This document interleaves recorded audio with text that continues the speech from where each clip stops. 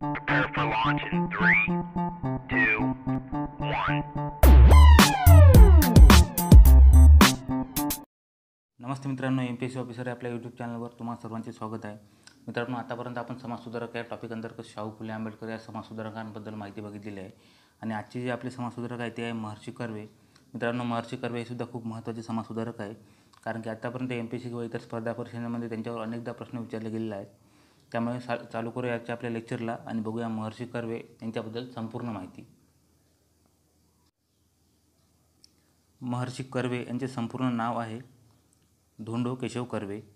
त्यांचा जो जन्म आहे तो 15 एप्रिल 1858ला सातारा जिल्ह्यातील शेरवली या गावी त्यांचा जन्म झालेला आहे.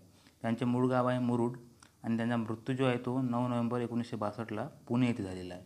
त्यांच्या पहिल्या पत्नीचे नाव आहे राधाबाई आणि त्यांच्या दुसऱ्या पत्नीचे नाव आहे गोदूबाई उर्फ आनंदीबाई. त्यांना पुढीलप्रमाणे अपत्य आहे. रघुनाथ कर्वे समाजसत्ता या मासिकाचे ते संपादक होते. त्यानंतर शंकर कर्वे, दिनकर कर्वे आणि भास्कर कर्वे याप्रमाणे त्यांना 4 अपत्ये होती.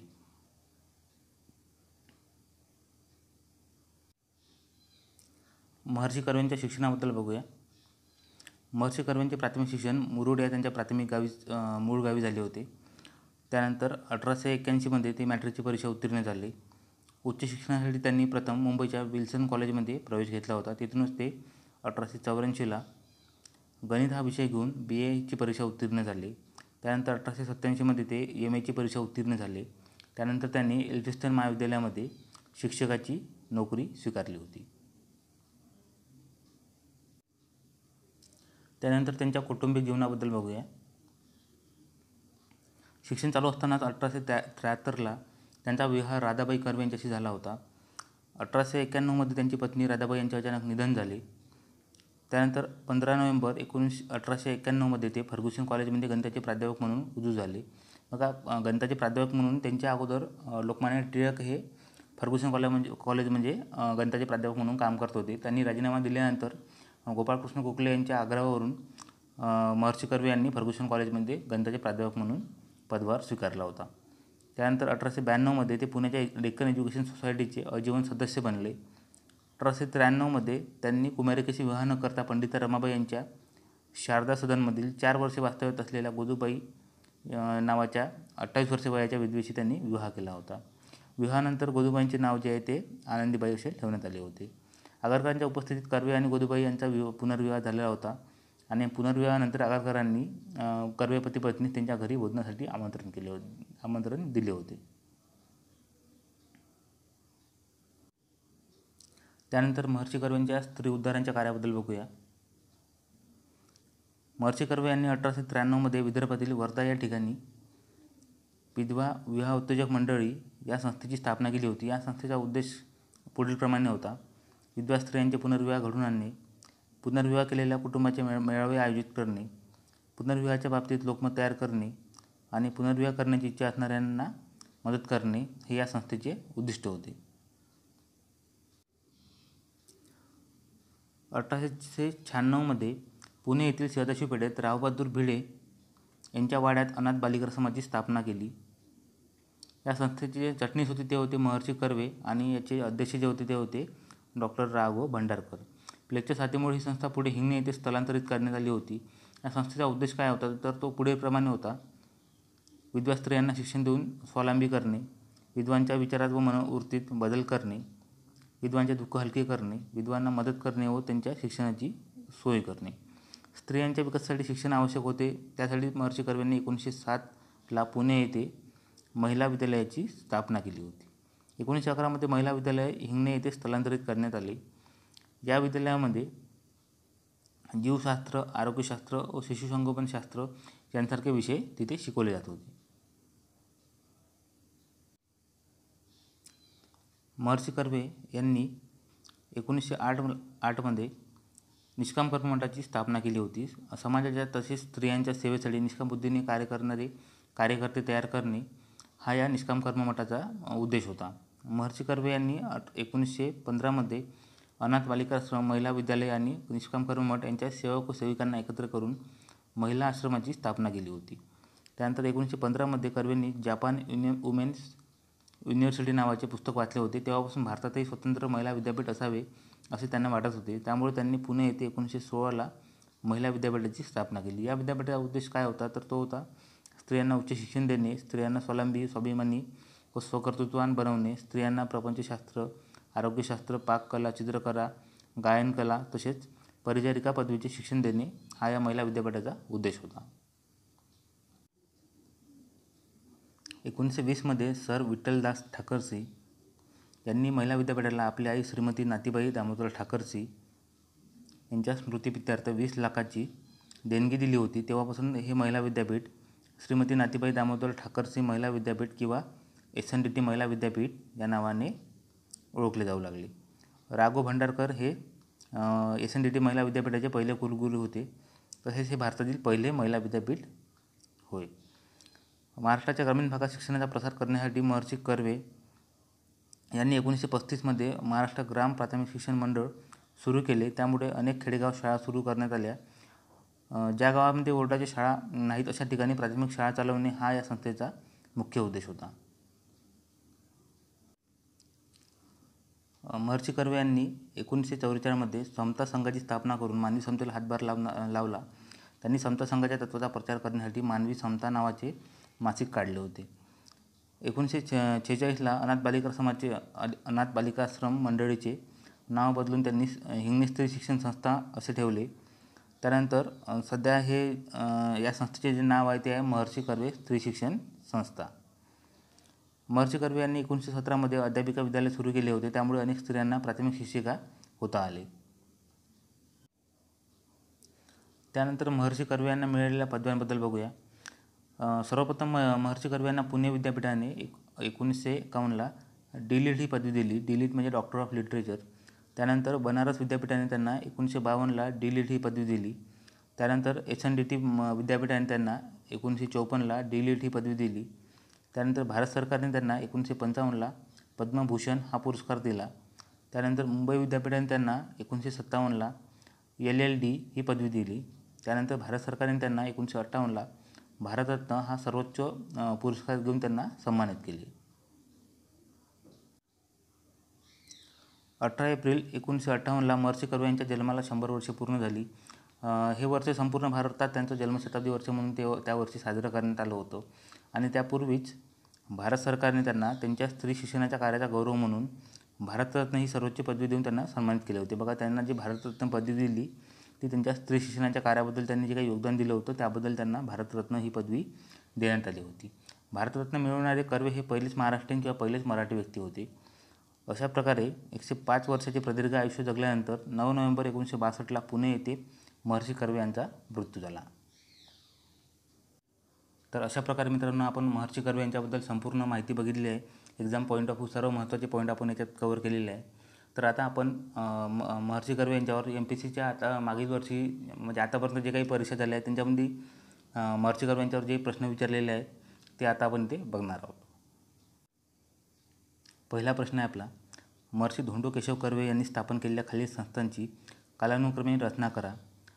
निष्काम कर्ममठ, महिला विद्यापीठ, अनाथ बालिकाश्रम आणि विधवा विवाहोत्तेजक मंडळी. तर बघा, सर्वप्रथम त्यांनी विधवा विवाहोत्तेजक मंडळी या संस्थेची त्यांनी स्थापना केली होती. त्यानंतर त्यांनी अनाथ बालिकाश्रम या संस्थेची स्थापना केली. त्यानंतर त्यांनी निष्काम कर्ममठाची स्थापना केली होती आणि त्यानंतर त्यांनी महिला विद्यापीठाची स्थापना केली होती. तर या अनुषंगाने जर आपण बघितलं तर बघा ड क अ ब, तर ड क अ ब हे ऑप्शन आपल्याला इथे दिसतं आहे ऑप्शन नंबर 2मध्ये, म्हणजेच ऑप्शन नंबर 2 हे याचं करेक्ट आन्सर आहे. त्यानंतर खालील व्यक्तींपैकी कोणी फर्ग्युसन महाविद्यालयामध्ये गणिताचे अध्यापक म्हणून काम केले होते. तर यांनी ऑप्शन दिलेले आहे इथे BG टिळक म्हणजेच बाल गंगाधर टिळक, JK गोखले म्हणजेच गोपाळकृष्ण गोखले आणि धोके कर्वे म्हणजेच धोंडो केशव कर्वे. तर बघा, या तिघांनीसुद्धा इथे फर्ग्युसन कॉलेजमध्ये गणिताचे प्राध्यापक म्हणून काम केलेलं आहे. त्यामुळे ऑप्शन नंबर 4 जे आहे याचं करेक्ट आन्सर आहे. त्यानंतर पुढला प्रश्न बघूया, खालीलपैकी कोणते सन्मान महर्षी धोंडो केशव कर्वे यांना दिले होते? भारतरत्न, पद्मविभूषण, D.Litt आणि LLD. तर आपण आताच बघितलं आहे की त्यांना हे सर्वच पुरस्कार दिले गेले होते.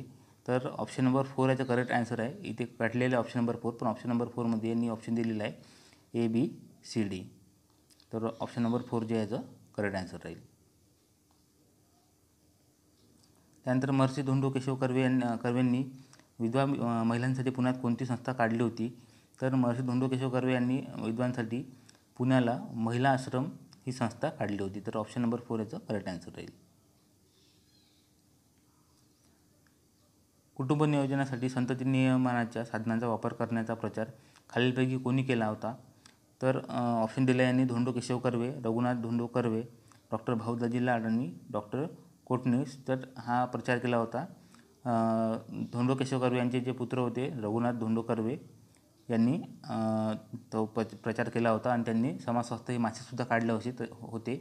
तसेच त्यांनी लैंगिक संबंधातून पसरणारे जे रोग आहे त्यांच्याबद्दल माहिती सांगणारी छोटी पुस्तकंसुद्धा त्यांनी लिहिली होती. त्यानंतर पुढचा प्रश्न बघूया. पुढील घटनांची त्यांच्या कालानुक्रमे यादी करा. आहे समता संघ, त्यानंतर निष्काम कर्ममठ, त्यानंतर महिला विद्यालय आणि महिला विद्यापीठ. तर बघा याच्यामध्ये सर्वप्रथम त्यांनी स्थापन केलं होतं महिला विद्यालय.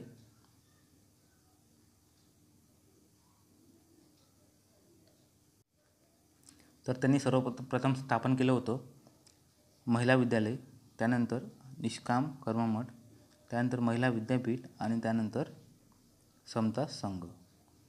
तर आपल्याला ऑप्शन कुठलं बघावं लागेल तर क, ब, ड, अ. तर क, ब, ड हे ऑप्शन आपल्याला कुठं दिसतं आहे तर बघा ऑप्शन नंबर 3मध्ये आपल्याला क, ब, ड हे ऑप्शन दिसतं आहे. तर ऑप्शन नंबर 3 याचं करेक्ट आन्सर राहील. पुढचा प्रश्न बघूया. MD कर्वे यांना मुंबई विद्यापीठाने कोणती सन्मानदर्शक पदवी बहाल केली होती?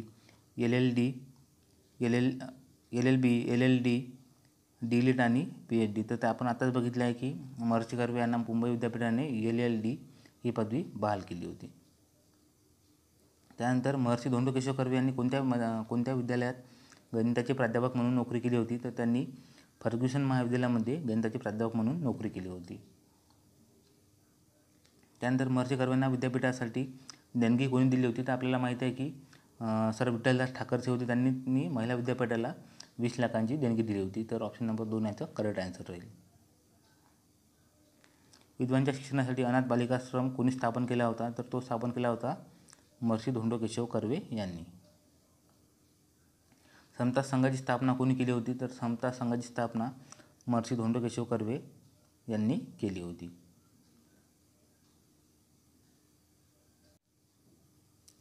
मध्ये प्राथमिक शिक्षकांना प्रशिक्षण देणारे विद्यालय कोणी स्थापन केले होते? तर ते स्थापन केले होते महर्षी धोंडो केशव कर्वे यांनी. योग्य पर्याय निवडून खालील विधान पूर्ण करा. धोंडो केशव कर्वे यांनी निष्काम कर्ममठ ही संस्था स्थापन केली होती कारण त्यांना स्त्रियांचा उद्धार करावायचा होता, समाजाची प्रामाणिकपणे सेवा करायची होती, समाजसेवक निर्माण करायचे होते आणि स्वार्थी दृष्टिकोन न ठेवता समाजाची सेवा करायची होती. तर तसं पाहतो म्हटलं तर ऑप्शन नंबर 3 आणि 2 हे दोन्हीसुद्धा बरोबर आहे. कारण की त्यांना आपण बघितलं आहे की निष्काम कर्ममठ स्थापना त्यांनी कशासाठी केली होती? तर त्यांना निष्काम बुद्धीने समाजाची सेवा करणारी कार्यकर्ते तयार करायचे होते, त्यासाठी त्यांनी निष्काम कर्ममठ स्थापना केली होती. पण MPSCने याचं आन्सर जे आहे ते ऑप्शन नंबर 4 करेक्ट दिलेलं आहे, स्वार्थी दृष्टिकोन न ठेवता समाजाची सेवा करणे. तर हे याचं आन्सर राहील. त्यानंतर पुढला प्रश्न बघू. स्त्री शिक्षणाच्या कार्यात मोठी कामगिरी करणारी व्यक्ती खालीलपैकी कोण होती? तर ते होते महर्षी धोंडो केशव कर्वे. त्यानंतर महर्षी कर्वे यांचा जन्म रोजी झाला. तर आपण बघितलं आहे की 18 एप्रिल 1958ला महर्षी कर्वे यांचा जन्म झाला होता. पुढला प्रश्न बघूया. इसवी सन 1907मध्ये महर्षी कर्वे यांनी हिंगणे येथे या संस्थेची स्थापना केली होती. तर महर्षी कर्वे यांनी हिंगणे येथे महिला विद्यालयाची स्थापना केली होती. त्यानंतर महर्षी कर्वे यांनी येथील विधवेशी पुनर्विवाह केला. तर महर्षी कर्वे यांनी पंडिता रमाबाई यांच्या शारदा सदनमधील गोदूबाई नावाच्या विधवेशी त्यांनी विवाह केला होता. त्यानंतर 1958 साली भारतरत्न हा गौरव मिळवणारे महाराष्ट्रातील समाजसुधारक कोण होते? तर ते होते धोंडो केशव कर्वे. तसेच ते पहिले महाराष्ट्रीयन किंवा पहिले मराठी व्यक्तीसुद्धा होते ज्यांना की भारतरत्न मिळाला होता. त्यानंतर महर्षी कर्वे यांनी विधवा विवाहास चालना देण्यासाठी कोणती संस्था स्थापन केली होती? तर महर्षी कर्वे यांनी विधवा विवाहाला चालना देण्यासाठी विधवा विवाह उत्तेजक मंडळी या नावाची संस्था स्थापन केली होती. त्यानंतर महर्षी धोंडो केशव कर्वेंनी जानेवारी 1899 सुरू केलेल्या अनाथाश्रमाचा उद्देश काय होता? तर विधवांना शिक्षण देणे हा त्या अनाथ आश्रमाचा उद्देश होता. मानवी समता हे मासिक कोणी चालू केले होते? तर मानवी समता हे मासिक धोंडो केशव कर्वे यांनी चालू केले होते. महर्षी कर्वे यांनी ग्रामीण भागात शिक्षणाचा प्रसार करण्यासाठी इसवी सन 1936 संस्था उघडली, तर ती होती ग्राम प्राथमिक शिक्षण मंडळ. लोकसेवेसाठी कर्वे यांनी संस्थेची स्थापना केली, तर लोकसेवेसाठी कर्वे यांनी निष्काम कर्ममठ या संस्थेची स्थापना केली होती. महर्षी कर्वे यांनी 3 जून 1916 रोजी स्थापन केलेल्या महिला विद्यापीठाची प्रेरणा कोणाकडून घेतली होती? तर ती त्यांनी घेतली होती जापान विमेन्स युनिव्हर्सिटी यांच्याकडून. तर अशा प्रकारे मित्रांनो आपण महर्षी कर्वे यांच्याबद्दल संपूर्ण माहिती बघितली आहे. तसेच त्यांच्यावर MPSCमध्ये आलेल्या प्रश्नांची सुद्धा आपण इथे माहिती बघितलेली आहे.